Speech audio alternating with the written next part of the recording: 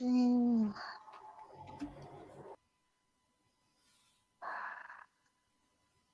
Paul, are you on the stream? I am. I think we're all Hi, here. everybody. Sorry, that was a bit of a trial and error. Welcome to Bringing to the Dynamite. I got two great co-hosts. I got my friend Paul Hope and Ted from TED Talks Ball, part of the Niners Hive family. And we're here to talk Niners. So how are you, fellas? Who wants to go first? I guess I will. I'm doing okay this week. Sad about the loss, but hopeful about the future. We have a good core for the team. We have lots of draft picks. We have a little bit of cap space. I think we'll finagle quite a bit more. So, sad about the way the season ended, but really happy about the way the season went up till the NFC Championship game. Paul? Yeah, I'm feeling similar to Ted. I feel loads better, Melissa, because I've done a couple of therapy sessions. One with my good friend Ted last night, which was always good to catch up and talk all things 49ers. But been looking forward to catching up with you because it's been a while. And let's say, like we say, Yes. there's always something to talk about with this team. So good evening, everybody, because it is 8:20 in the UK for me. So we've gone international yet again on the Dynamite show tonight. We've got lined up for you all.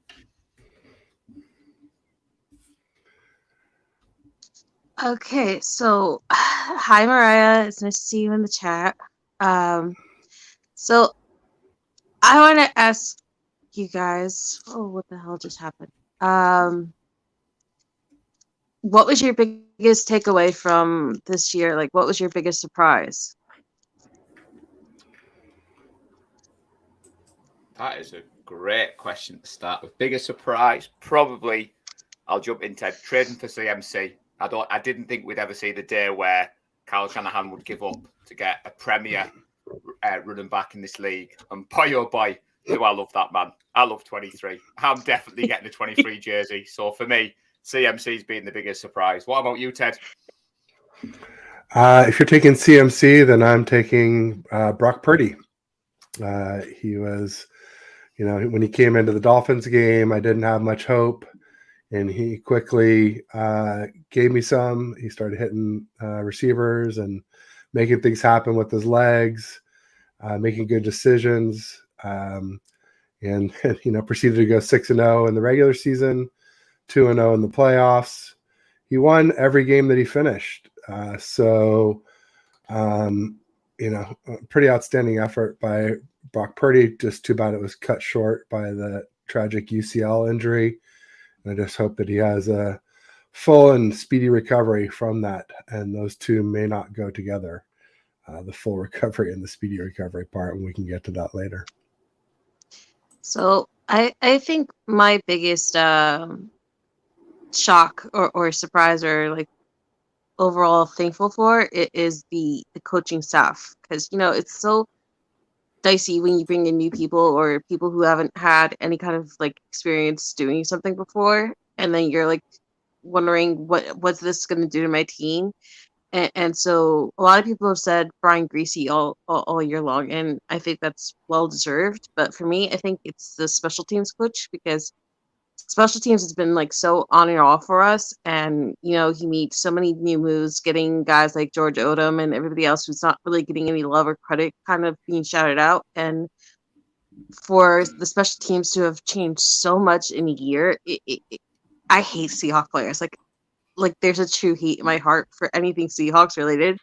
But the fact that this guy has come here and he's done such an amazing job, like that has to be my go-to for like the biggest shock and thankful for the year. The new coaching staff and the improvements they've made.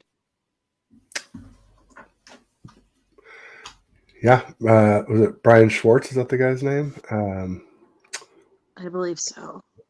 I just forget it. Like it's like one of those things like in the back of your mind where you're like, I know this name, and then as soon as you need to like force it out of your mouth, it kind of like dissipates, and you don't want to say the wrong name, so you're just saying thankful for whoever. So I want to get you guys' thoughts on like I know a lot of people are talking about the game itself, but I wanted to get your thoughts on like how do you feel for next year? Like, I mean, we've had so much turnover with the Amenahu news, and then what happened with Brock Purdy, and then Trey having to get the second surgery, and with Trent Williams talking about maybe retiring or how hard the grind is. And I wanted to get like your thoughts on like the future, because I think so many people are talking about the bad that happened on Sunday, but I think there's also a lot to look forward to. You know, there's like 30 plus free agents that we have coming up, that there's going to be a lot of talk about that. And I want to get some of your thoughts on those things. All right, I'll go first on this one. I'm a little worried about some of the free agents. Mike McGlinchey, as much as he gets maligned, is a pretty good right tackle for us, and I think we would bring him back if we could, but I don't think we'll be able to afford him. And so I think we can do better than him if we can find a right tackle who could. Even if they can't pass block as well, if they can't run block quite as well as McGlinchey does, if they could pass block a little bit better, that would be a big plus. But I will say, doing that without a first, second, or third round pick will be difficult. And we have about $15 million in cap space, but like you said, we got about 30 holes to fill through free agency. So I don't see us being able to bring in a high-priced free agent right tackle. As far as defensive line, we got quite a few free agents there with Amenahu, Ebukam, and Willis on the edge, and then Hyder's kind of more of a hybrid type of player. And I think Ridgeway is also a free agent. He played really well for us at defensive tackle. And then obviously Aziz Al-Shire, Emmanuel Mosley, whatnot. So there's some big Jimmy Ward will be a big shoes to fill too on defense. That being said, we always do a really good job with it. We do a really good job drafting in the later rounds. I think we're a bona fide contender. Some people will tell you like, oh, you didn't win the Super Bowl, then your season means nothing. And I'm not one of those people. I mean, I definitely want to get number 6. I want to take 6, I think is the new phrase we're using for it. Anything besides that is somewhat falling short. But I think from a player's perspective, players want to play for contenders. And I think we're a bona fide contender after going to 3 NFC championships and a Super Bowl in the last 4 seasons. We've been in the mix. The only season we weren't in the mix was 2020. And that was the year we had the most injuries of any team since 2012. So I think we're unlike maybe say like 2018 or even 2019 before we had all our success in 2019. I think we're a very favorable destination where a lot of players want to come and play. For Coach Kyle has proven that he can fill these holes on his coaching staff and fill the holes left by free agent defections and trades. So I'm very excited about next season. I think we're going to do really well. I think we're going to get to see more of Trey Lance. I'm a little worried about Brock Purdy, obviously, because I feel like there's a sort of trade-off going on that isn't being talked about with this UCL, and that is, we could do some kind of shortcut to get him back quickly, but I don't know if that opens him up to more risk of injury. It does sound like it might limit his arm strength, which was already a concern for him. Whereas like the Tommy John surgery, for at least for baseball players, is known to a lot of times increase arm strength, but would have a much longer healing period. And if that's the case, I would say, do what it takes, do it right, get your arm stronger, and come back when you're ready. Don't rush back and then end up, maybe jeopardizing your career forever by trying to do a quick fix that may lead to decreased arm strength. So before you go, Paul, I wanted to say hi, Mark. Welcome. It's nice to see you. Hi, thanks. Sorry I'm late. I'm on my way to get my daughter from school, and I have to go way out into the country to get her. So you may lose me at some point, but just wanted to hop on for a few minutes at least. It's okay. Family first. We Thank, all know that. thanks for joining. Yeah, And my it's So, pleasure. so while we have you, real quick, I want to get your thoughts on the year and your biggest surprise of the Niners season so far. Well, I think the biggest surprise is definitely Brock Purdy and seeing what he was able to do. Um, you know, for me, it was really unfortunate that Trey Lance got hurt so quick because now we're going into this season, this next season, and this off season, still not knowing what he's capable of. And not only that, but if Purdy does have to have Tommy John and he misses more than just the 6 month time that he's about to miss, then gosh, yeah, I don't know what 2023 is going to look like because we don't know what to expect from Trey. All right, thank you, Mark. Paul, Well, some of your thoughts? before we move on, we've got to give Mark a big shout out. He's launched his own YouTube channel.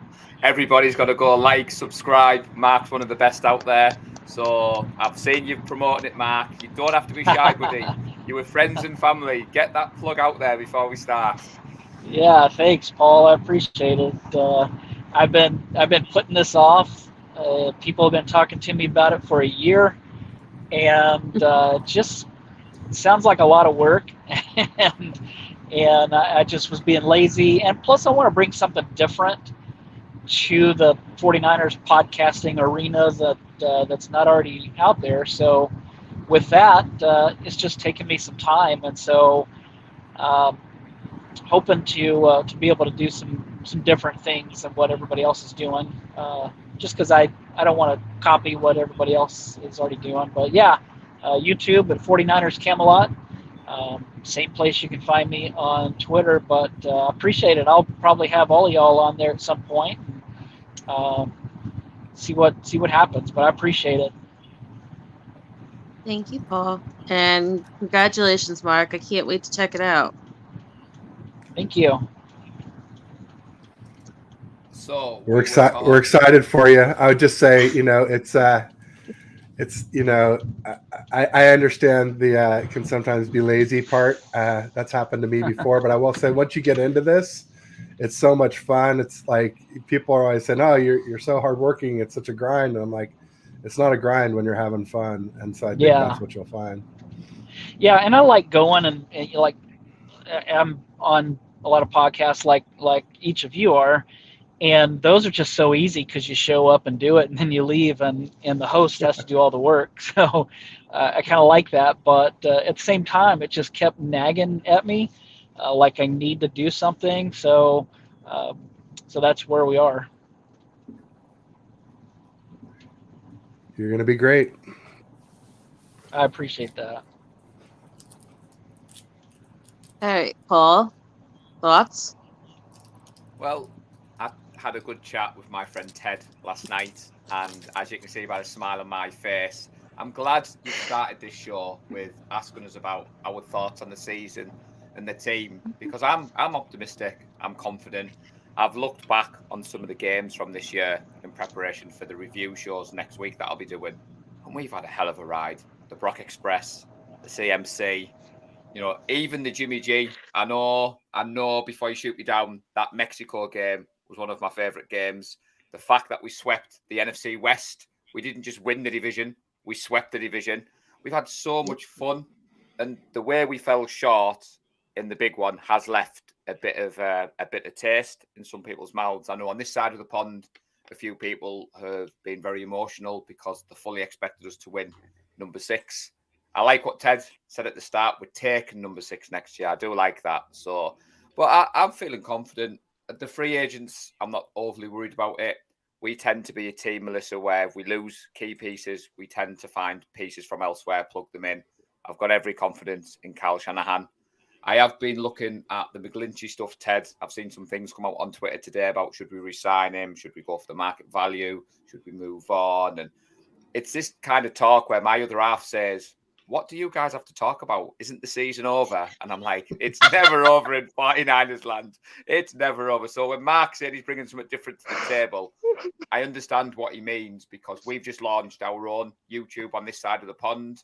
And equally, we're probably the only 49ers YouTube on this side of the pond. So we're trying to do it more UK time.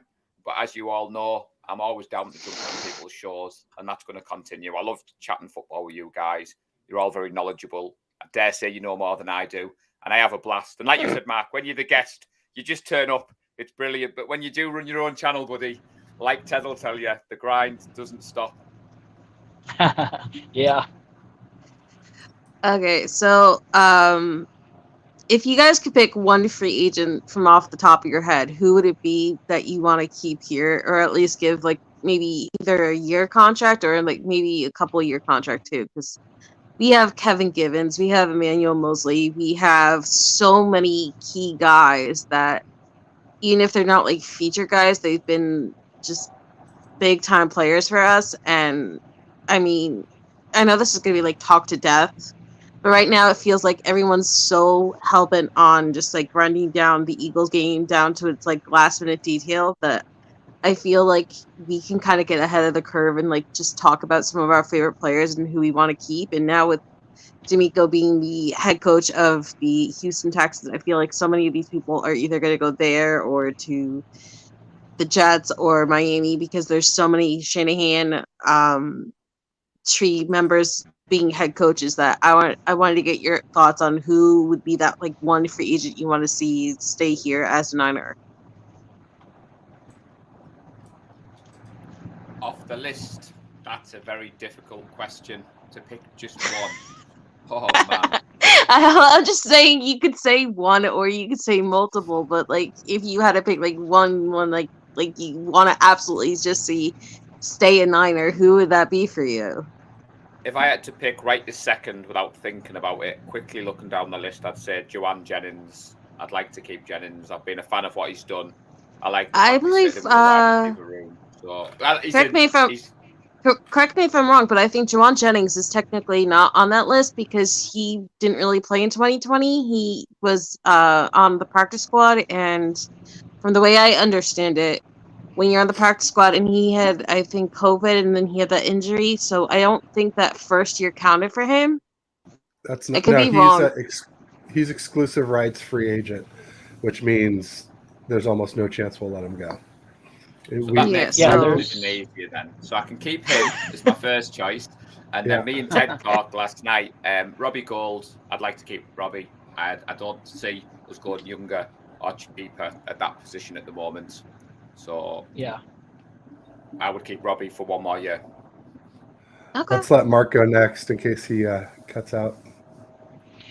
Mark? Yeah, there are 24 free agents, and I think 3 of them are restricted. So right now there are 21 unrestricted, I believe. And so I would pick Emmanuel Mosley. When he's healthy, he might be their best corner, and that's including Charvarius Ward, because when he went down, he was playing out of his mind. And so I'd love to see Emmanuel Mosley come back. I don't know what he would be like in the year coming back after an ACL, because usually it takes them a year to really get back to where they were. But he might be my choice. Obviously, Jimmy Ward, I'd love to see him back, but he seems ticked off. I don't think he's coming back. No. I think Jimmy Ward is most likely going to Houston or somewhere else. So Ted? you guys took both of my people, Robbie Gould, Emmanuel Mosley. Yeah, I would say Jimmy Ward, but I don't think that's realistic. Another one that I don't think is realistic, but if I could just pick one that I'd like to keep, Aziz Al-Shire. I think he's gone, but I would love to keep him as our third linebacker. Yeah. You know what's crazy is I think Mike McGlinchey is going to get big money, and here we've hated him with the 49ers, and this was his best season. And so I would like to, I listed him in our 49ers Web Zone mailbag. I listed McGlinchey as a guy that I would like to bring back if the price was right, but I think he's going to get paid because it's hard to find a starting tackle in this league.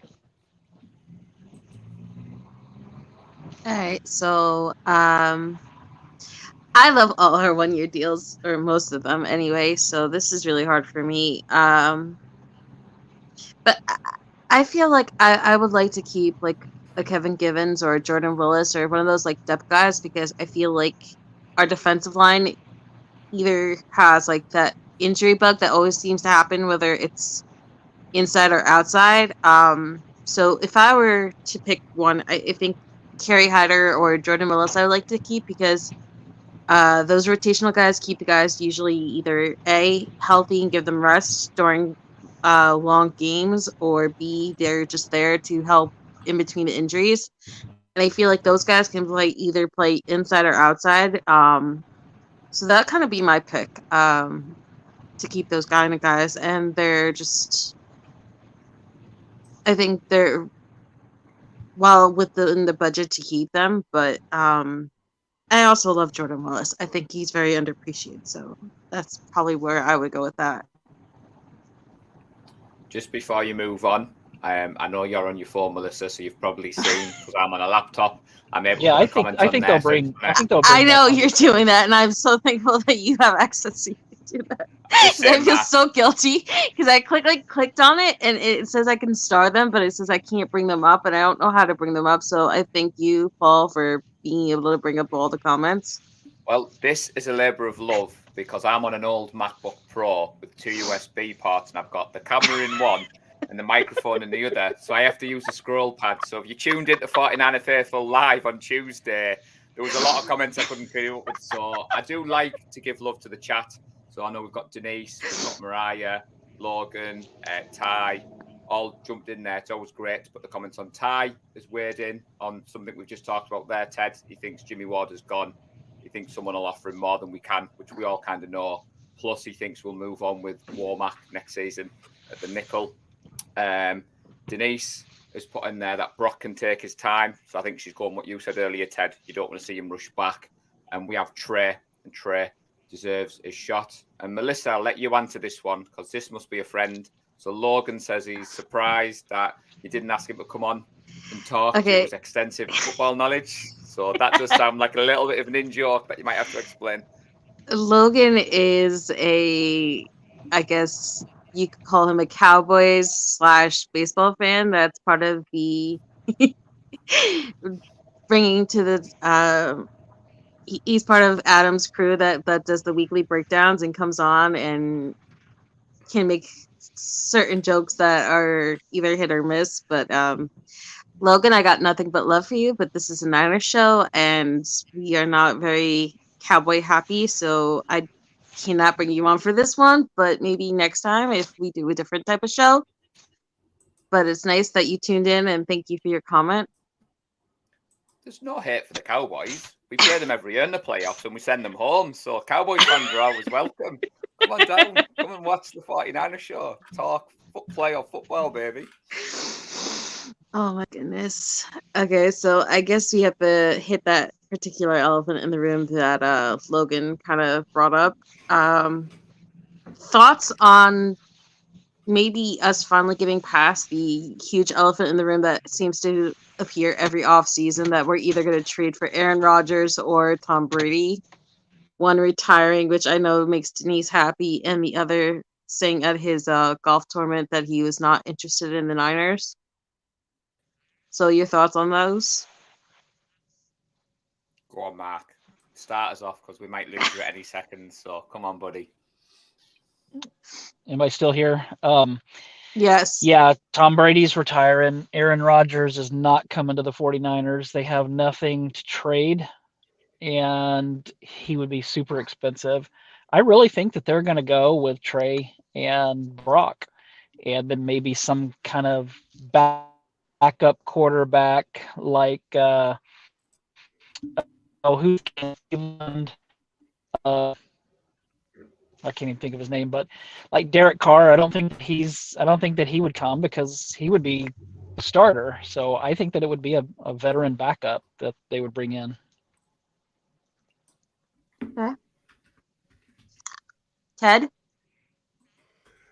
Yeah, I agree with that 100%. Well, the Brady retired part, right? He retired last year and then retired. So until the season starts and he's not on a team, I'll be a little skeptical about Brady actually retiring.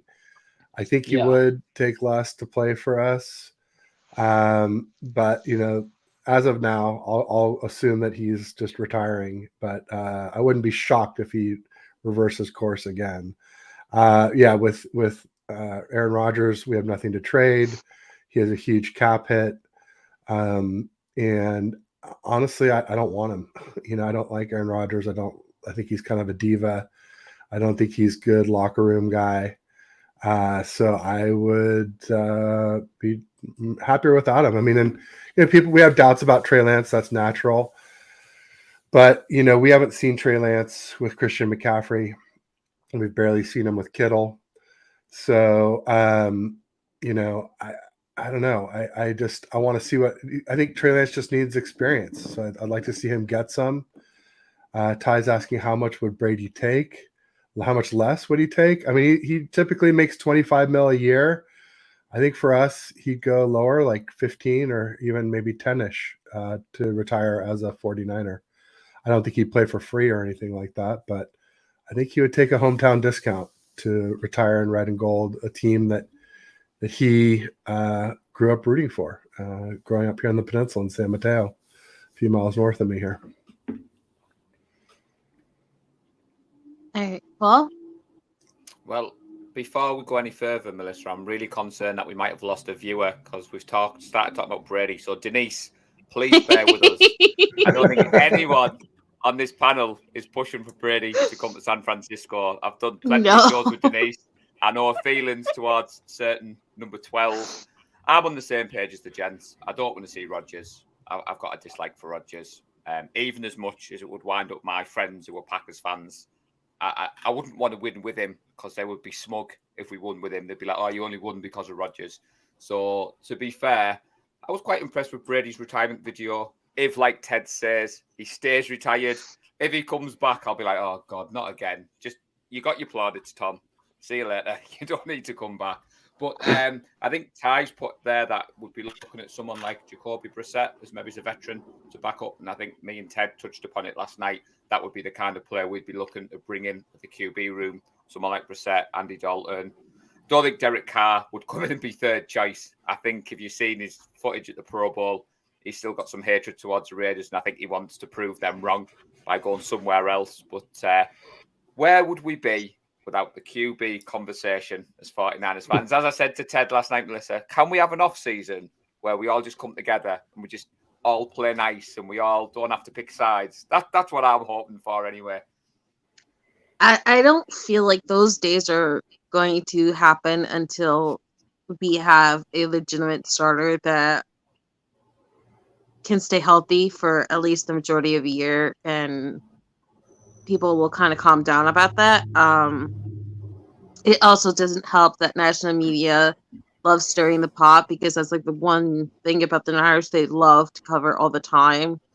Who can we send to the Niners? Who can take advantage of this roster? This roster is a Super Bowl roster. They don't believe in Trey or Brock, so it's just like cannon fodder for them, pretty much. And then we have people like Matt Mako who are saying this locker room will be pretty pissed off if it's not Brock Purdy. It's just like, Matt Mako, we love you and we love all that you've done for this franchise, but at the same time, like, dude, you were like this constant little like fire starter who used to be talking about Jimmy's golden arm and how we can't move on from Jimmy and it's going to break this offense's back if we move on from Jimmy because Kyle Juszczyk and Mike McGlinchey and so many people loved Jimmy Garoppolo and only Jimmy Garoppolo. Like this has been like an oncoming storm all the time, and it's not just national media, but it's the people who actually cover the Niners and are credentials to cover the Niners that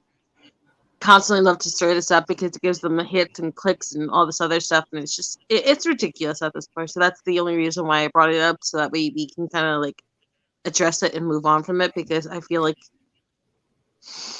you can't avoid this kind of topic, unfortunately.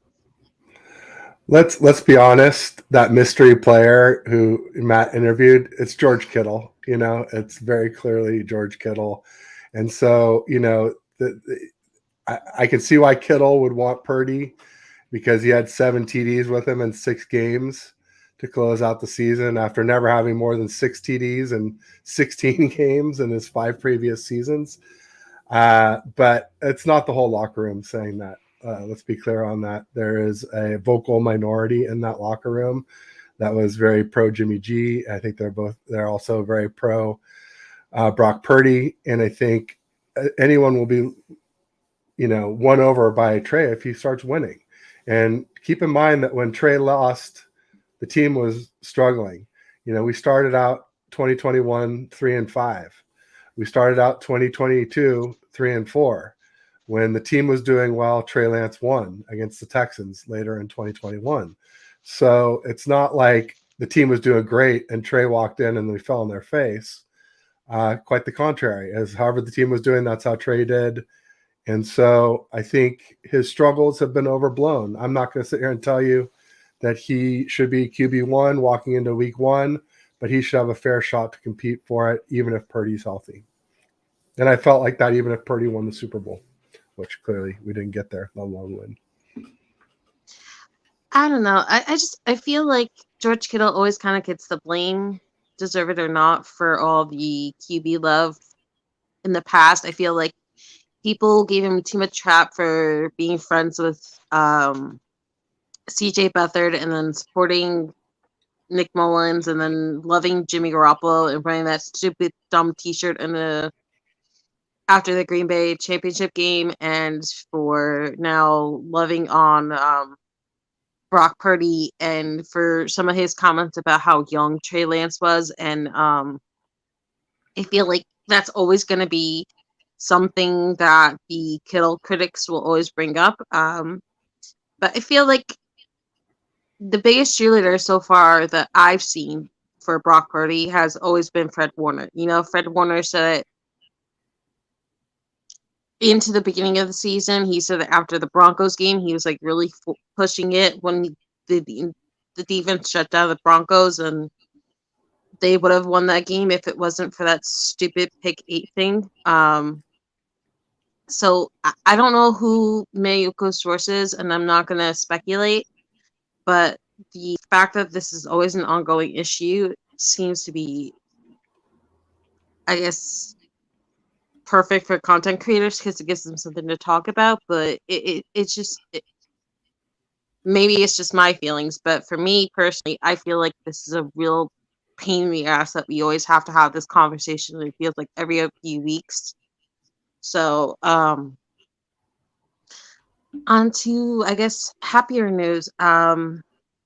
You guys brought up Christian McCaffrey, and I feel like we got a real steal in Christian McCaffrey. I feel like a couple of years ago, we were all saying that Trent Williams was kind of a steal. Like, I think he gave up a 3rd and a 5th for him. And then he just completely outblew everyone's expectations. And I feel like now that Christian is kind of that guy.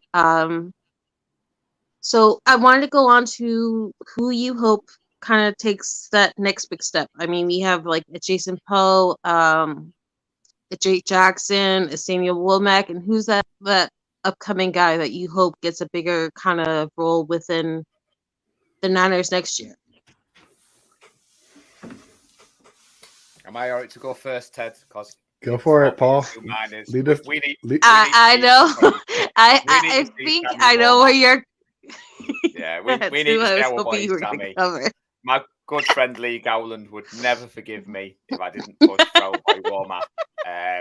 We want to see Womack in the Hall of Fame. We want to see him hold number 6 because when they play the clips back, my good friend Lee Gowland from the UK announcing that pick, we want it to go down in history. So sorry, Ted, if I've stole yours, but that's who I want. I want to see 26 ball out next year, Melissa. Well, you kind of stole mine, but I was just going to say kind of all of them except for Ty Davis Price. I don't have a lot of hope for him, but hopefully he'll prove me wrong. But the rest, I'm really bullish on. I like Womack a lot in the nickel. I like Drake Jackson to get into better shape and be a better defensive end for us. I think he's got a real good physical tool set. He's nimble as all get at doing those backflips. I've never seen a 265-pound man do that before. Kalia Davis, who we kind of redshirted this year on the NFI non-football injury list. Would be great to have him come back as kind of a DJ Jones replacement. That was somebody we missed this season at defensive tackle. Who am I missing? Danny Gray. I think he just needs a quarterback with a cannon of an arm who can throw it deep for him. We saw it. I was there in the Green Bay preseason game when Trey Lance threw about 35 yards and Danny Gray ran about 35 more for a 70-yard touchdown down the left sideline. It was beautiful. And in that game, Womack had 2 picks. One off Romeo Doubs, which was really impressive, where he fought him to the ground and wrestled it away from him. A much smaller guy and Romeo Doubs is a big wide receiver, big-bodied wide receiver. And the other one where he kind of ran the route for the guy doing a slant over the middle and picked it and had a huge return. So, yeah, I like all those rookies that we kind of read. Oh, and Poe. Yeah, I could see Poe. I guess Brendel is a free agent, right? So we maybe could see Poe at center. The other option would be to see Poe doing that kind of rotation with Burford at right guard the way Brunskill did this season. In case we lose Brunskill. So I worry about Brunskill being gone because unless he's restricted, which I'm not sure about, but if he's unrestricted, I worry about Brunskill being gone because when Aaron Banks went down, well, first of all, he platooned well with Burford, and then when Banks went down, he filled in really well for Aaron Banks while he was injured for 2 or 3 games there towards the end of the season. So there were a lot of good reports about Poe from the camp because Poe gets low, and that's important. And blocking pad level is very important. And he's a shorter guy at 6 foot, like 300-ish. So I'm pretty bullish on all of them. Sadly, except for our 3rd round draft pick, Ty Davis Price. Maybe he'll surprise me and come on in his 2nd season, but running backs usually start pretty quick in the NFL. And he just never showed us much this season, despite some good opportunities. More than most of those people on that list, other than Drake Jackson. I will have to go with Spencer Burford. And I feel like Spencer Burford's kind of special because I feel like, and Denise will probably correct me if I'm wrong because she is the Shanahan guru, but I feel like he has this weird thing with rookies where he doesn't really like them to break out. I felt like Elijah Mitchell was the first one where he was kind of like forced into it. And then he kind of like started to trust Mitchell. And I mean, Elijah had a few injuries that first year, but he had Shanahan's approval from the get-go. And I felt like Spencer had that also due to like guys either being injured or not really being ready. And then I felt like it kind of dissipated a little bit when he faced Aaron Donald and he was getting kind of like a few of those rookie struggles against more legitimate defenses and stuff that he hadn't seen so far. So for me, I really want to see Spencer Burford kind of take over whether it's at tackle or guard, and then kind of be given that free reign to just be, whether it's good or bad. I mean, we've given McGlinchey that opportunity. We've given Brunskill that opportunity to test out center and tackle and guard. So I would like to see some of these other guys kind of given their opportunities and just good, bad, or ugly, just give them the opportunity because I feel like that's the only way you're going to really show whether you have it or not. I feel like Kyle has his favorite guys, whether it's good or bad, or if it pisses you off or not. I feel like if he doesn't get over that kind of grudge with certain people and give them the opportunity to shine, they never will. And so that's my kind of hope. for this year to let guys just be and let them get the reps they need and to get that kind of chemistry they need for their positions, because especially with offensive line, I feel like with all the constant turnover we've had under the Shanahan era, that's that one position you can't keep playing with. You have to let these guys get used to each other, their ticks, their way they're going to block, their stepping, their timing, the way they read defenses. Because, I mean, in 2021, a lot of people keep talking about how Mac was calling protections and all this other stuff, but they never really talked about how certain plays were blown up because these guys were stepping on each other's feet and they weren't all connected and gelled together. So I hope that's one of the things that we improve on, because I mean, that's kind of the importance of keeping these young quarterbacks healthy, is that the offensive line is one whole unit working together well. So that's my hope, at least.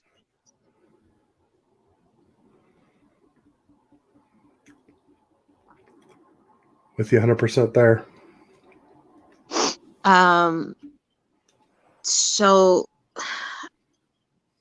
what's that one hope that you have? Because for me, I'm hoping that we don't take running backs in the third round anymore. Like, it feels like it's kind of cursed if we go for a running back in the third round. So, like, what's that one position or round that you don't want to take a chance on anymore?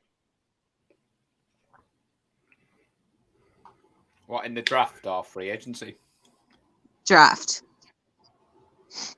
Yeah, I think we'd all go mad if we drafted for the running back in the third round. Like Ted said, I'm a bit sick of the TDP.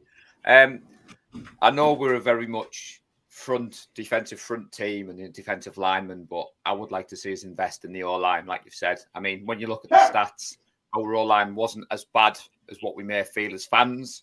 And I love that we're fans. We're going to be super critical of this team because we love this team. We invest every Sunday watching this team. But when you look at the amount of times our quarterbacks got hit, it wasn't that bad when you look around the league. But that said, I would like to see us upgrade significantly the offensive line. I think back a couple of years ago when Dallas had Zeke and Prescott, and their offensive line was pretty good and it allowed Zeke to run all over. So I would like to see us invest maybe some capital there. And dare I say it, is he maybe a quarterback? Maybe he's in the 7th round with pick 262. Just joking. Is that Hamilton joining in? Hamilton, I've not seen him in the comments, Ted. Hamilton's, he's not much of a barker. I may have outed the real Hamilton owner of the account. So he may be gone now. Unfortunately, I may have killed him off. I might have to go on mute because that's my dog trying to get ready for a dog walk, and he always gets loud and obnoxious. Yeah, feel free. Do what you got to do. For me, what would I like? I mean, or what would I avoid? Yeah, I mean, I would avoid running backs in the third round now, obviously. I think we might package some picks to move up for a right tackle because I don't think we'll get many good right tackles at the end of the third round when our comp picks begin. And I think we have too many draft picks for the number of holes that we'll have on the team after free agency. I would like to see us invest a little bit in secondary after right tackle. People are just assuming that Emmanuel Moseley will be back. That's an assumption. When he will be back is another, dicey thing with ACLs. It could be week 1 because it was fairly early in the season when he did that in Carolina. But it could be later in the season or not even next season. So I think safety is something we're going to need someone to take over. Assuming that we sign Gibson to a 1-year deal, we need the heir apparent at free safety. And I really want to see us draft a tight end. I've been saying it since the 2020 draft, 2021 draft, the 2022 draft. we need a tight end who can block and catch to go with Kittle, not necessarily to replace Kittle, but to go alongside of him. Warner only blocks, Dwelle only catches, and Tyler Kroft, does both, but not really high level at either one. So clearly, and obviously with the Hassan Reddick missing the block on him, he's gotten maligned.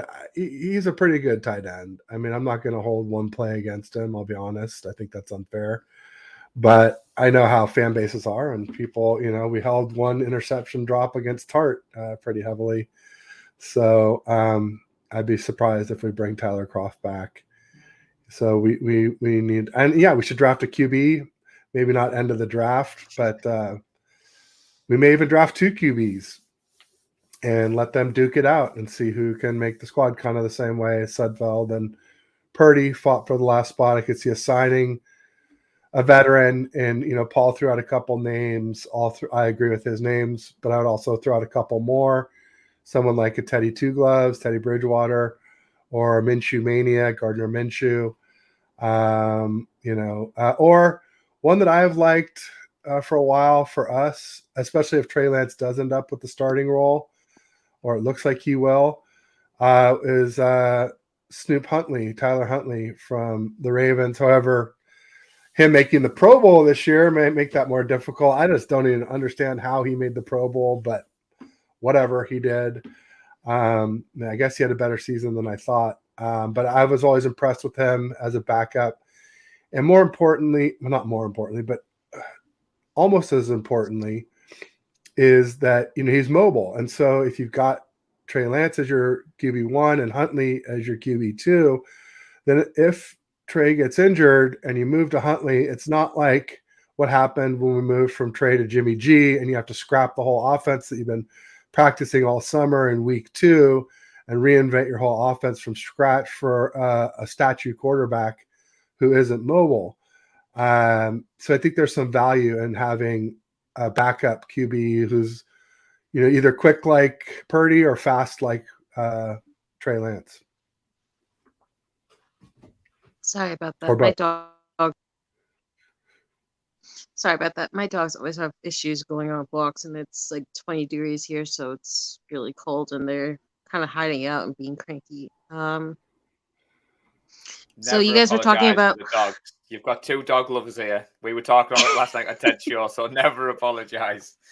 I'll be doing the same as you when I jump off, taking the dog for a spin on the block. So yes, the poodle's really cranky, and it's cold and it's windy, so he gets grumpy, and he always wants to eat before, and then the Yorkie always wants to hide out and play hide and go seek because he always hates being harnessed. It's just craziness. So you guys were talking about what, quarterback 3? we were bouncing around. Yeah, Ted was giving a few names for who we would like as QB3. I would just say that I'd like him to be mobile. And Paul, real quick, while we're talking about dogs, I think the reason why we might not be seeing Hamilton Talks Ball is because we're not on my channel. And I think the owner of the account is not a Twitter guy where he would see my Twitter updates. I think he's a YouTube guy. And so since it's not a TED Talks Ball announcement on YouTube, that might be why the Hamilton Talks Ball secret owner, who I think we figured out anyway, isn't here. I would explain it. Another reason why. Well, my other half was very impressed that Hamilton had his own account.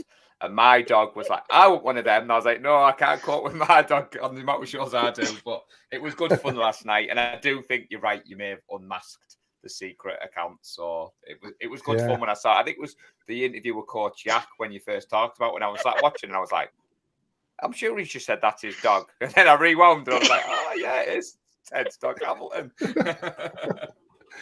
Yeah, I brought him on. I saw now I figured out where the avatar came from. I was doing a live stream. It was either during the Bills and Dolphins wildcard game Sunday morning, that Sunday, or it was during the Vikings. I think it was later during the Vikings. Well, no, it was whichever one Brian Carter came on, because Brian's dog Nala came on, And then I was like, oh, well, let me grab Hamilton. So I grabbed him and held him on. And I couldn't tell where the Ivy came from until I saw like the on-air sign back there.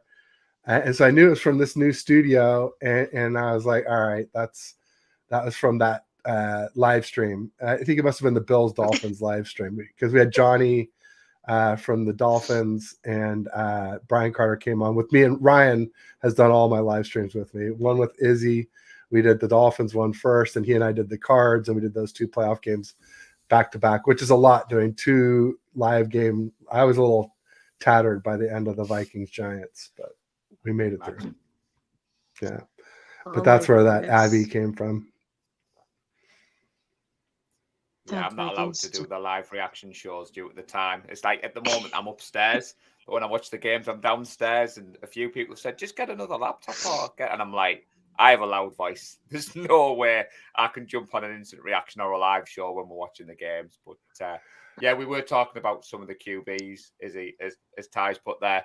Kyle Shanahan's going to be the emergency QB because he knows how to throw dimes. We all saw that video with Joe Staley. So we'll just strap a pizza oven to the wide receiver's back, and we'll be fine, right?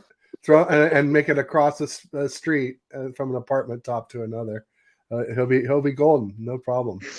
It's funny you talk about live streams you can't do. I had my old trainer is a Dallas Cowboys fan, and he was saying, "Hey, why don't we do a live game stream?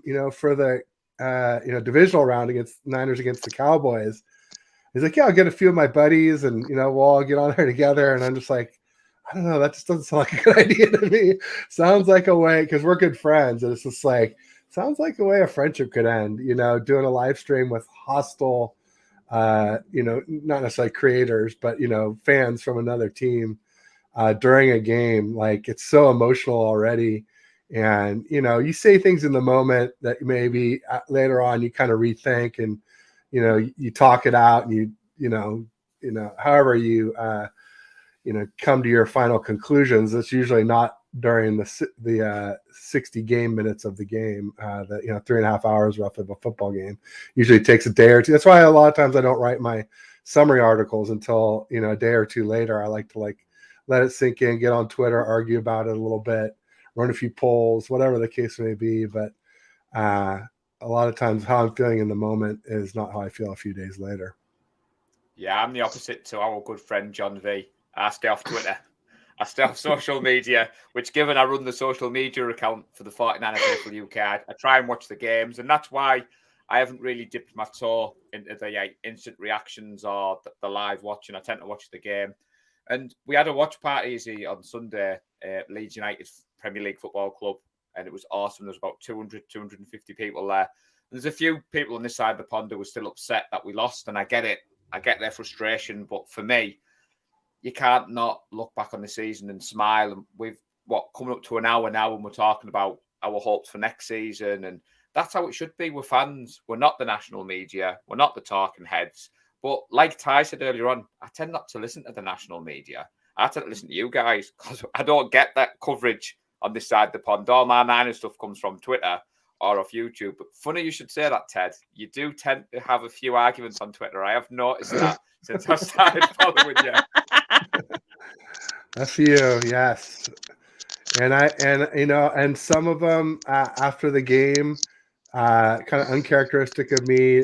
I actually blocked some people after the NFC Championship game, some Rams fans that were coming at me, and it was just sort of like, I'm like, you guys are 5-12, you're 1-8 in the last 9 against us. I'm not going to sit here and apologize for making the NFC Championship game with our 3rd string QB and losing it because we went to our 4th, 5th, and 6th string QBs. Like, I'm just not going to do it. I'm sure I'll unblock them before too much longer. But I definitely, the Rams fans were, and there were even some, like, quite a few of them were like people that like I'd never argued with, and they're coming at me like I'm just, no way I'm going to put up with that. But even some that I blocked were people that I've argued with and that I would normally put up with quite a bit. And then they start questioning me about blocking other people. I'm like, all right, I'm gonna block you too. Just I went at it, and it's like, it's uncharacteristic for me. But and like I said, I will unblock them, most of them at some point here. But I was just like, no, I'm not taking it from Rams fans that after the season they had, Like, no. And the season we had, no, absolutely not. I'm not gonna, I don't have time to justify that to everybody else. Just Uh, not gonna You happen. know what? I wasn't gonna bring that up, but I feel like we kind of have to now since Ted brought it up. Can we just take a moment and just like bask in the awe that we've had 3-2 quarterbacks for so much of Shanahan's time here, and the very fact that we got to a championship game like that, it's just it's mind-boggling. I also think that 12 win streak was his longest win streak as a Niners head coach as well. So it's just the very fact that we were able to do that. It's just it's shocking that so many of these players are having the majority of their career like that. Like George Kittle, only season with like less than one quarterback was 2019. Like this is the crazy thing about Niner fans, and it shocks me that people are mocking us and counting us out because of it, but that's what we've been. We've been fighters. We've banded together. We've succeeded when no other team would have succeeded under the circumstances. And I think it just makes this team closer. I mean, as much as I loved Harbaugh days and Fangio and that defense, because that still owns my heart.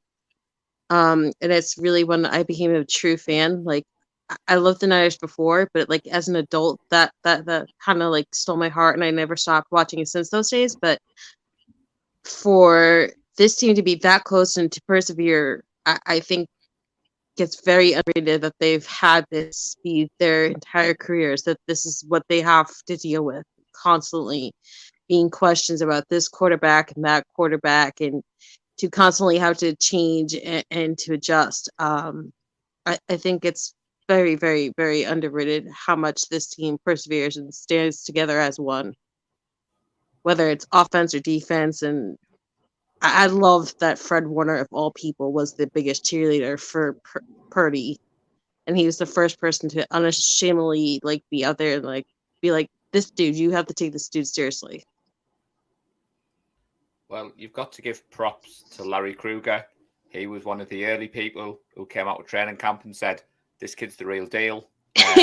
Luckily, I mentioned, and I'm not name dropping, Larry Kruger was employed by a UK firm to run a show over here. He had myself on, he had Lee Gowland on, and he was very consistent early on. Brock Purdy is the real deal. And a few of the content creators called him out. I watched Larry and Brad Graham the other night, and Brad was very gracious and said, I didn't believe you, Larry. He said, I was at the same training camp as you. And when the third stringers come on, I wasn't watching. And Ty's put it there, and me and Ted talked about this last night.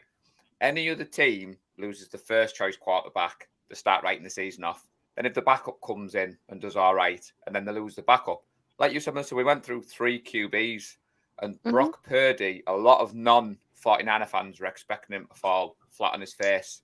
And it's weird that we've got this justification by losing to the Eagles by the fact that Purdy come out, and it was like, actually, Shanahan's system might not be that QB friendly. And I know Josh Johnson was never going to do anything, but like Ted said, it's just a shame that Purdy's had the injury, because it would have been lovely to go into this offseason with Purdy as number one, Trey Lance coming back as the backup. But here we go again with the carousel. But you're right.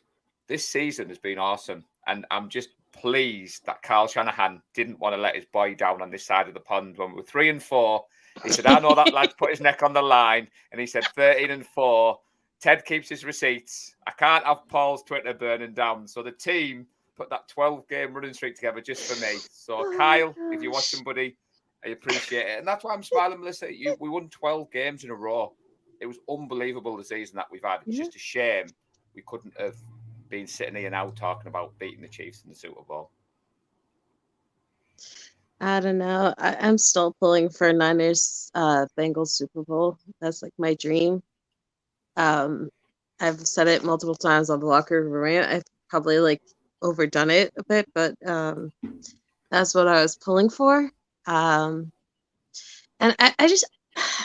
I'm kind of at the point where I'm sick of seeing some of my favorite players have to hang it up due to injury or due to old age or to be the benefit of themselves, whether it's moving on to the next team or retiring before they need to, because they just don't want to be one of those players who regrets staying in too long and then being crippled for the rest of their life. And so I hate that these guys get so close so often and don't get that opportunity to win. And I hate that the people that I really respect and love, like Joe Staley or Justin Smith, or these guys get called in and they're being asked as Niner legends to talk about this current season's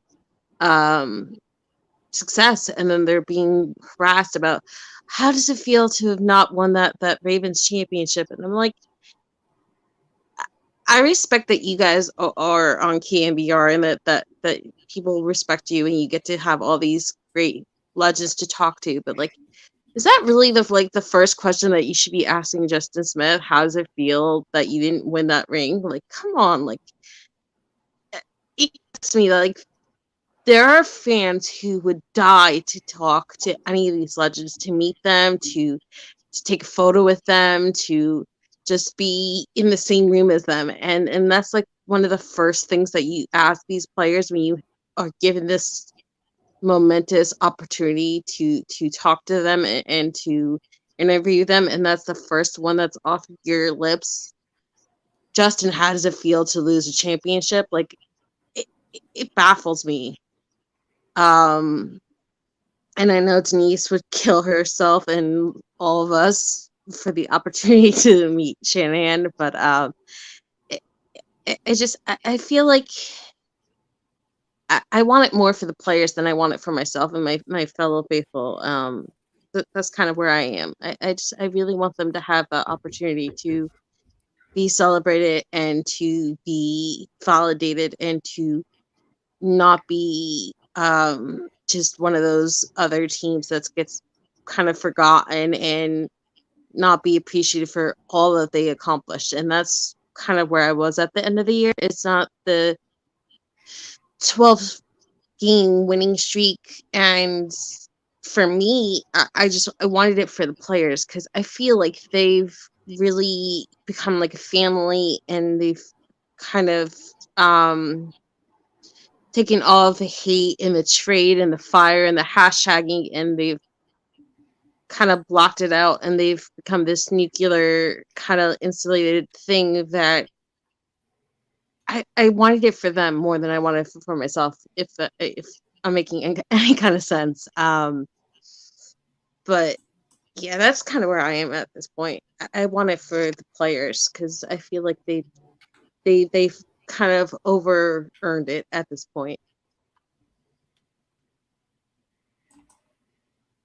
I'm with you 100%. I'd love to see it. I felt really bad for Willis, for Gore, for Joe Staley. Justin Smith wasn't a Niner quite as long, but him as well. Alden Smith, all those guys, they deserved a ring during that stretch with Harbaugh.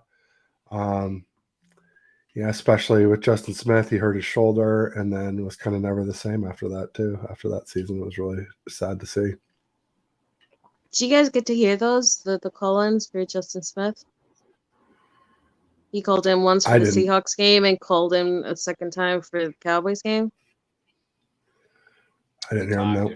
The time difference goes against me sometimes. Like I saw Brad flash up earlier. He's got Brandon Ayuk going on his show. And I looked at the time. I know it's late. So I'll have to watch that one back tomorrow. And I'm dying to hear what Brad says with Brandon Ayuk, because he was lucky enough to have McGlinchey on the start of the year, and I think that's why I was secretly pulling for McGlinchey a little bit, because I didn't know the injury was as bad as what you've said. And you know, you look at your own life, Melissa, and 42, 43 this year. This time last year, I just ruptured my Achilles, so I know what it's like to come back from a serious injury.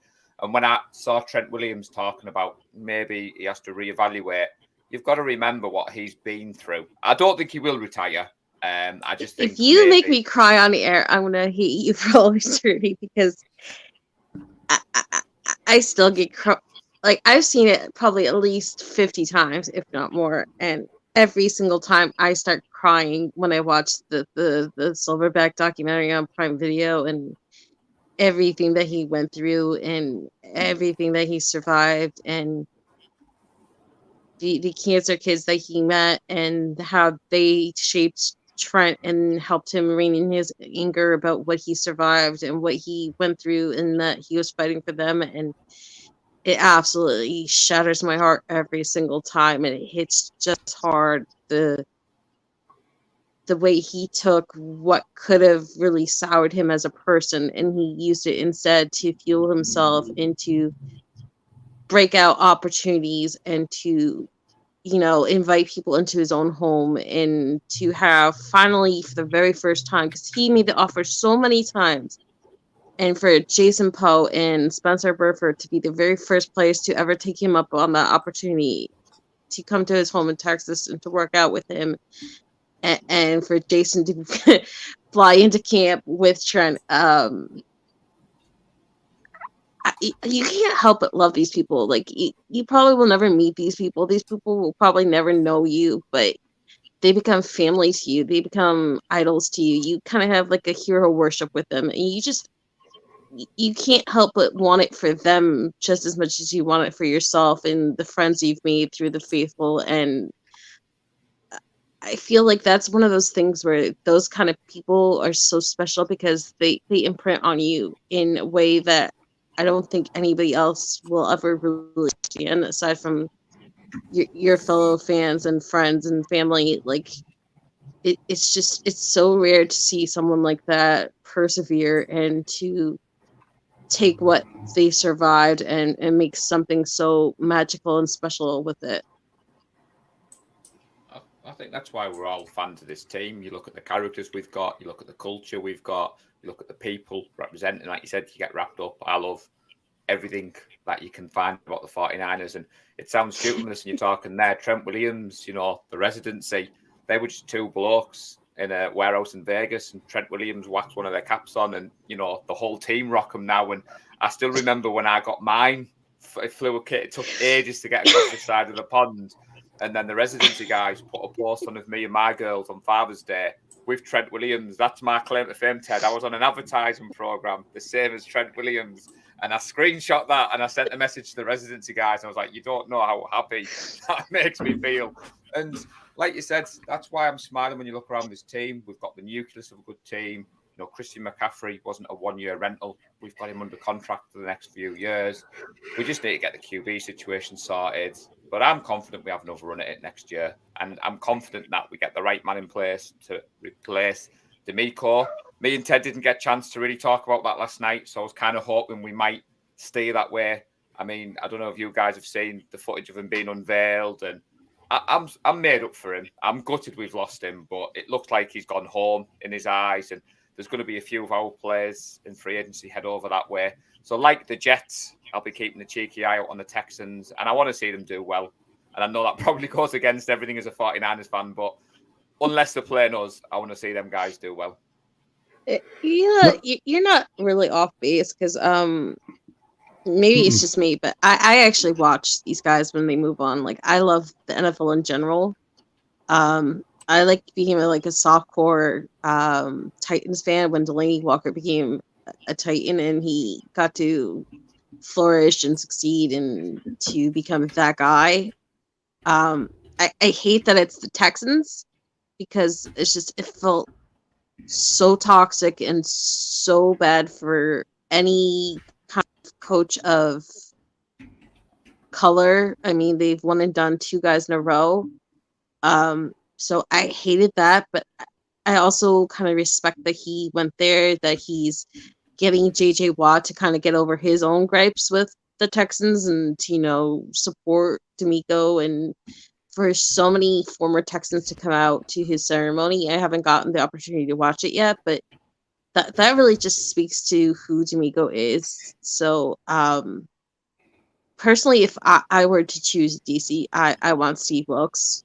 I think Steve Wilkes has not gotten a fair shake in the league so far. I think, I hated that we lost both times to Steve in 2018 when he was the Cardinals coach. But I felt like he got the most out of that defense in the Panthers, and he got kind of some respect. And I know my brother loves Rich Bisaccia and everything he's done for the Packers after, he was not given the opportunity for the Raiders and all that he did there. So I would love someone like Steve Wilkes.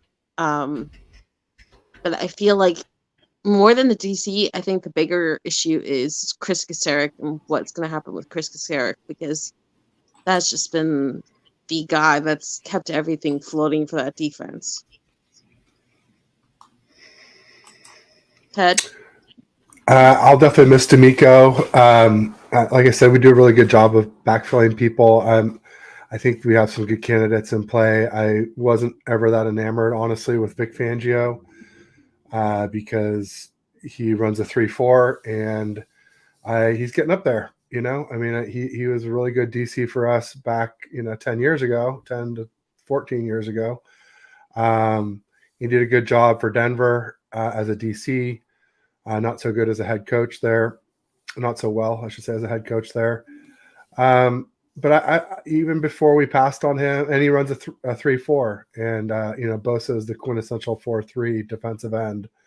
So I said before this all went down that I think we could find someone younger and more dynamic who actually runs a 4-3, and it looks like we've got some candidates for that with Wilkes, who's going to interview on Monday. Chris Harris is a DB focused coach. I don't think he'd be a bad choice either. And obviously Chris Kasarik is being considered. And I tweeted out when I saw that hey, this is one way to keep D'Amico from poaching him, is to make him our DC. So I think we'll be okay. I mean, here's the deal. I mean, I think we'll be okay long term. And when I say long term, I mean by kind of mid season. I think in 2021, we lost 11 coaches and we went 3-5. And in 2022, we lost 8 coaches and we went 3-4. So yeah, it may hurt us a little bit towards the beginning of the season once we, get everything ironed out. But I do think we will get things ironed out by mid to late season next season. And I just hope that, Trey Lance is clicking by then, or Brock Purdy's healthy by then. I just worry that Purdy trying to rush back will sacrifice arm strength that he doesn't have to give. It was already a concern for me, was his arm strength. And if a hurried healing process for this sacrifices some of that arm strength, I think that would be a big mistake, especially if doing the Tommy John could actually increase his arm strength. I think that's what he needs. So I hope he does what's best for him. Sadly, as a Niner fan, I'm going to say not what's best for the team. A lot of people will be like, forget it, we need him back. And I want him to do what's best for him. And if he can get back quickly and maintain that arm strength, then great. But it's the type of thing, like, I don't know if you do a revision later down the line, if this doesn't work right, the rushing it back, but it seems like the type of thing that could ruin his career. So it's the last thing I want to see him do. Okay, so Ty, I'm laughing because A, my dogs just got home, and B, I have not seen Paul in like so long. Like, this is something I keep like bringing up for months and months. I'm like, Paul, I'm so happy for you. You're doing this. You're doing this. You're launching UK Faithful on YouTube, and I'm like dying to have been on the same podcast with him. Like, I got close one night, and then he was logged off by the time I got to come on because I was hanging out with my mom and spending time with her. So like it's been like very near hit and miss for like a year with him. So like, and I just smile because I love being around these people. Like, I love that there are people in the chat. I get to hang out with people who feel like my true family. Like, I can't help but smile and laugh and be happy. Like, I know things didn't turn out the way people wanted to, and I'm so thankful that this Take 6 movement has happened, because that means that the revenge tour is officially gone and dead, because that was so freaking obnoxious. But as for Purdy, I feel like Purdy is kind of like George Kittle, in the essence that George tore his labrum, I believe, in 2018. When he had that magical run and he took the tight end record from both Gronkowski and Travis Kelce on the same day. And, that was like a huge issue. He could either completely have it fixed or to partially fix it or whatever, and he decided to abolish all those ideas, and he decides to just live with the pain and to tape it up and to wear that sleeve that he wears, and that was his choice. I mean, he had to see Trent Taylor, who he's very good friends with, have setbacks with infection and injury in the surgeries he had, and his idol Gronkowski had to have his entire arm ripped up and have that whole new um big thing put back in, and then 29 more new screws after he had his infection. So I feel like as much as we would love for Brock Purdy to have the more extensive surgery and to maybe improve his arm or to not be so limited or to have so much maybe bad things can happen down the line, I feel like you have to respect the player and their choice. I mean, at the end of the day, it's their lives, it's their livelihoods, it's their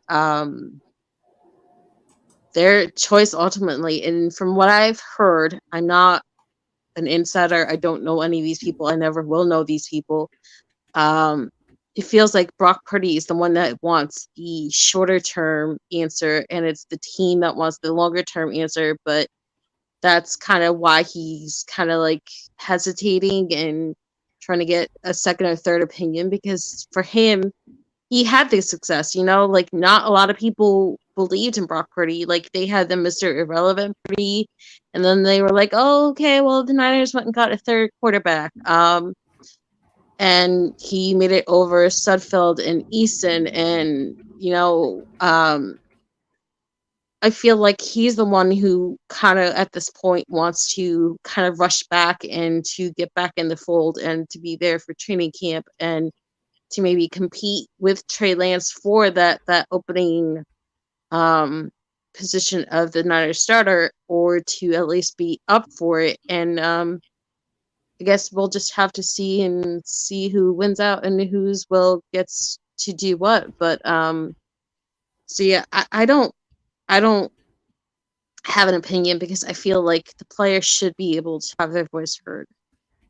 That's why I was so pissed off with Raheem Mostert, because I was like, you can say as much as you want that the Niners were trying to force your hand, but you still had your surgery. They didn't force you to not have the surgery.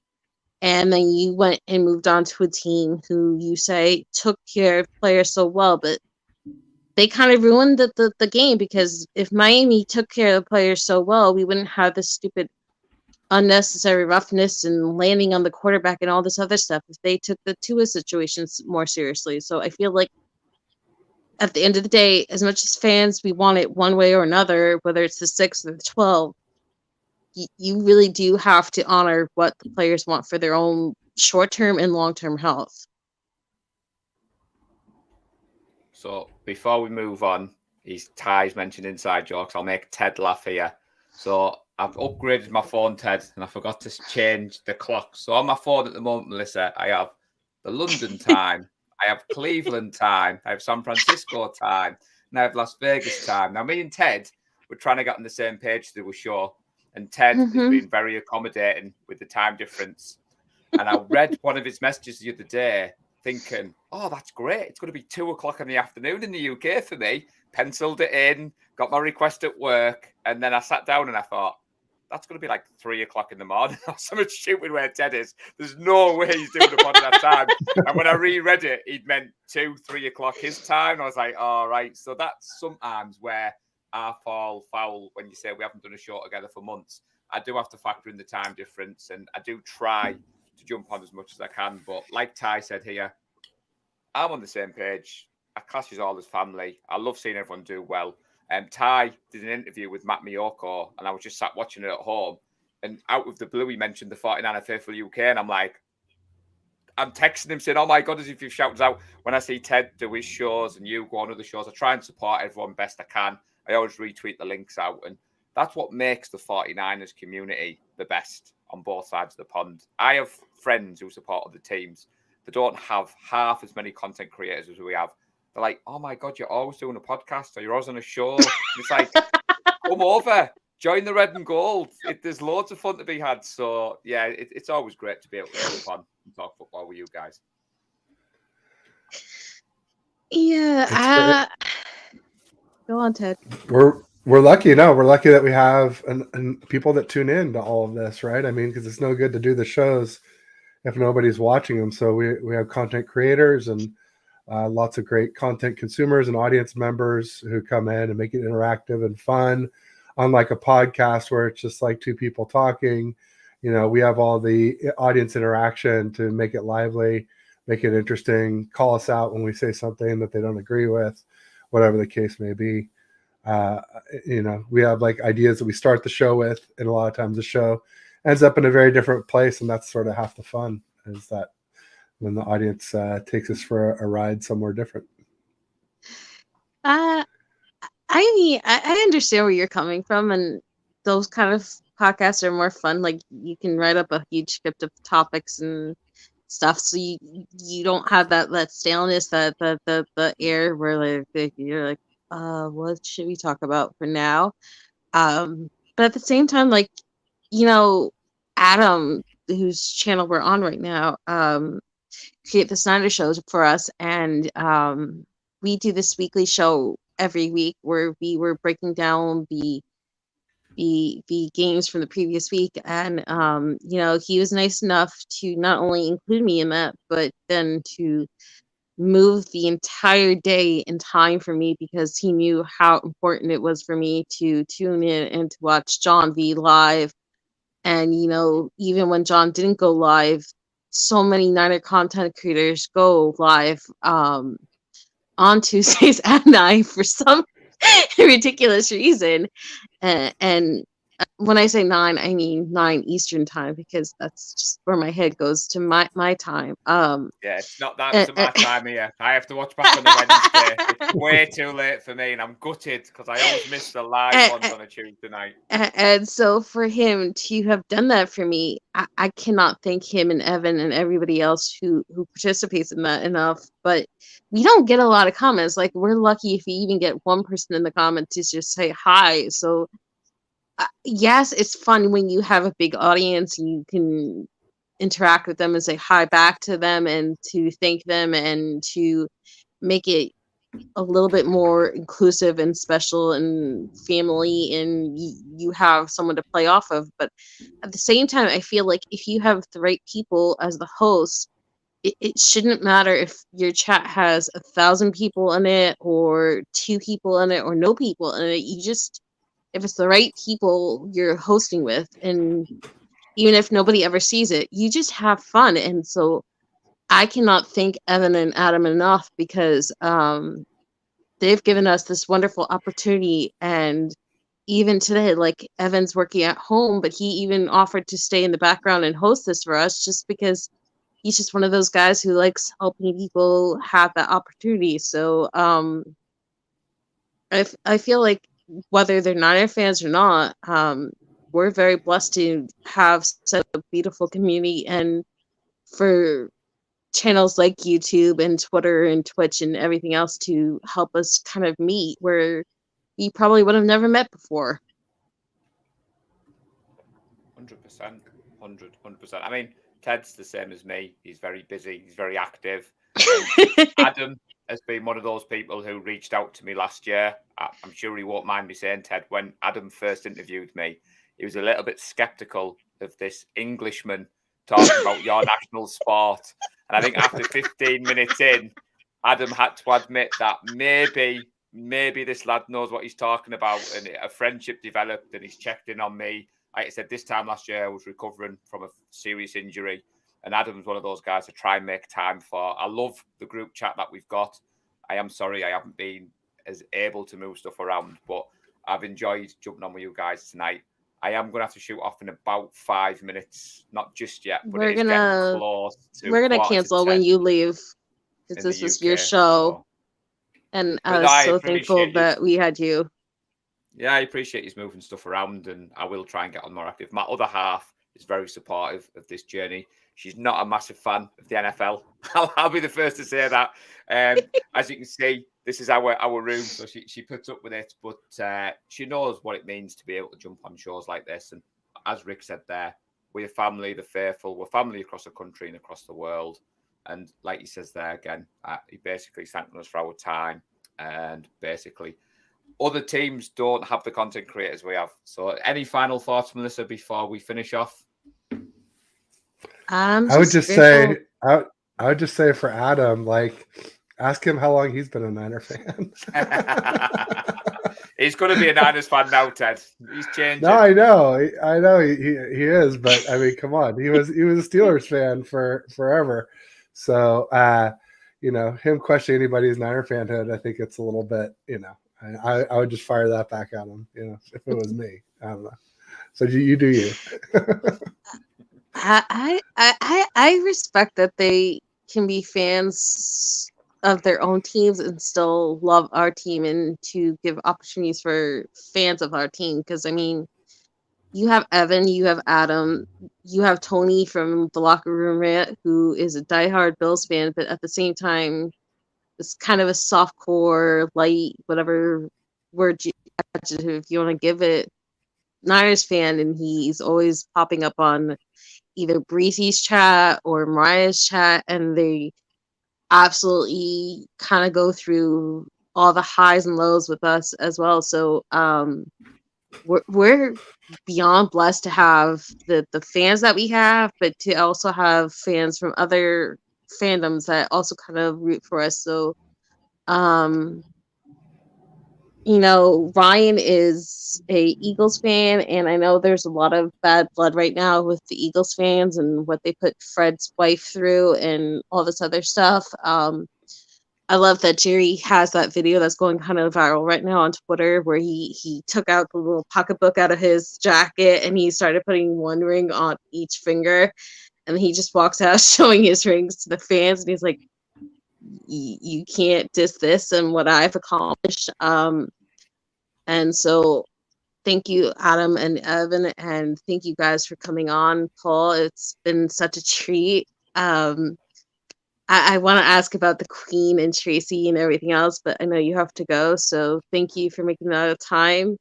Ted, it's been a blast. Mark, thank you for popping in for a few minutes. And thank you, chat, Rick, Denise, Mariah, Ty, everybody who tuned in.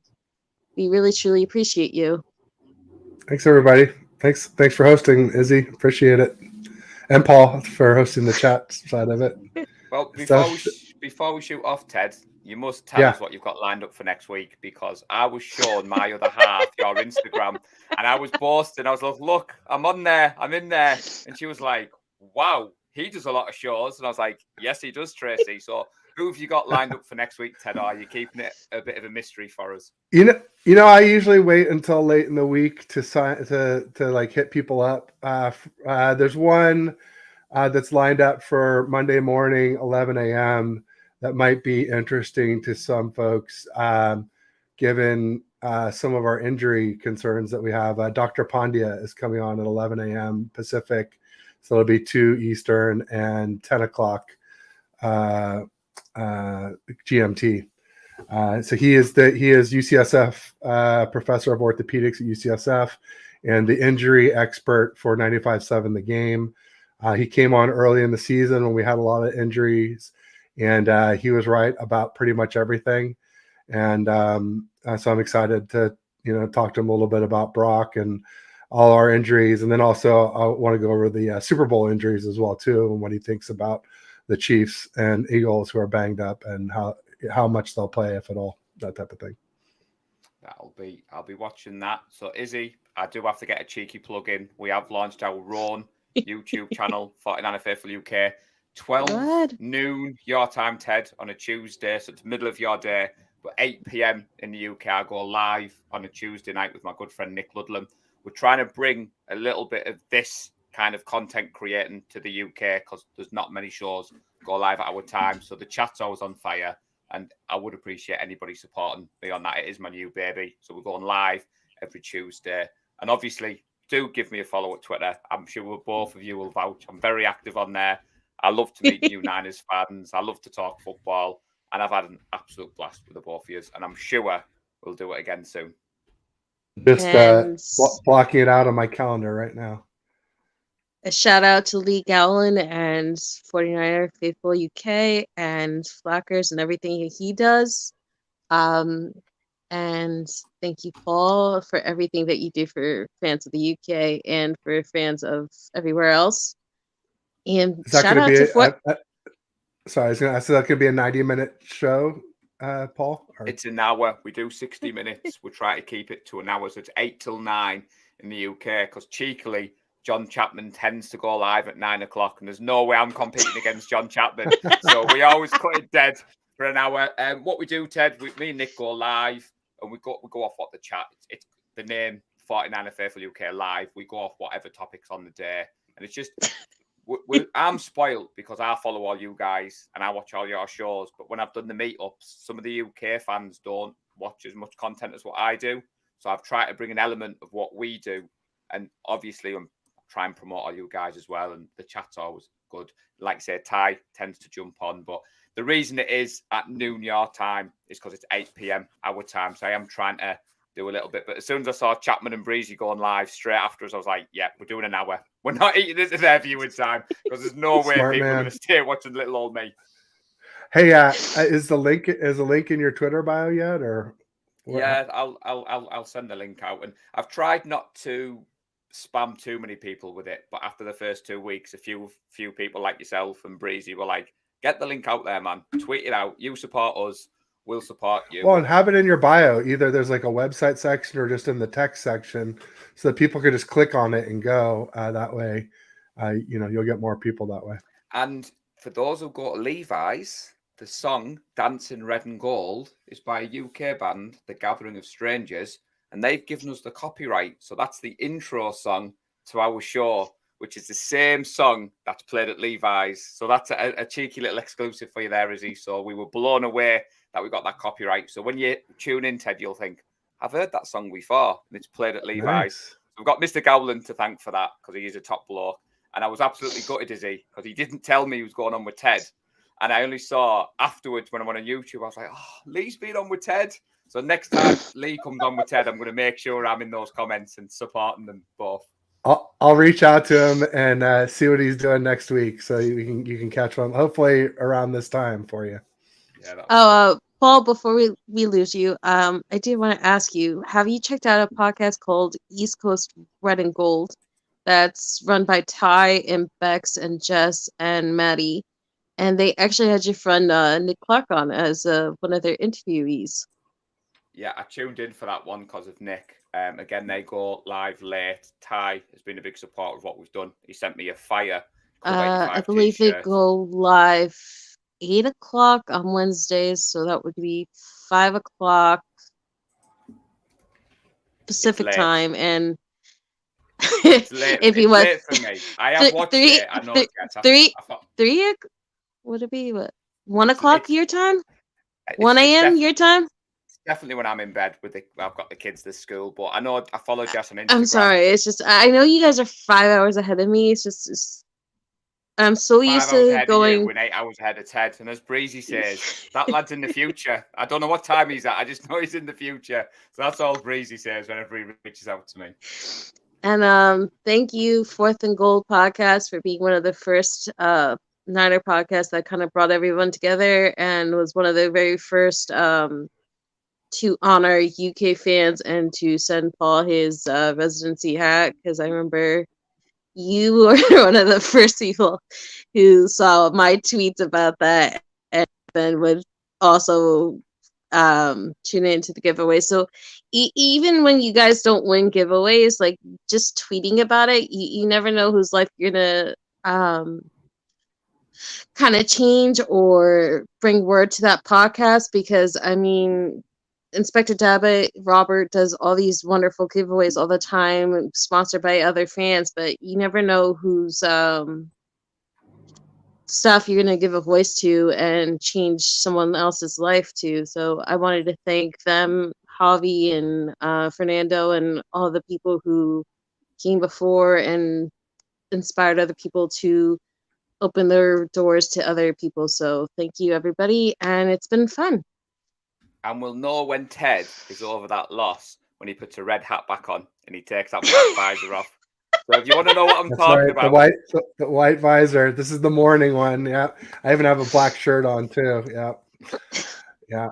so go back and watch our Alright. show from yesterday. But no, thanks for everything. And See go you, Niners. fellas. Talking Bye. with Paul always cheers me up and gives me hope. So thank you, Paul. You're welcome. And thanks, Melissa. Thanks, everybody.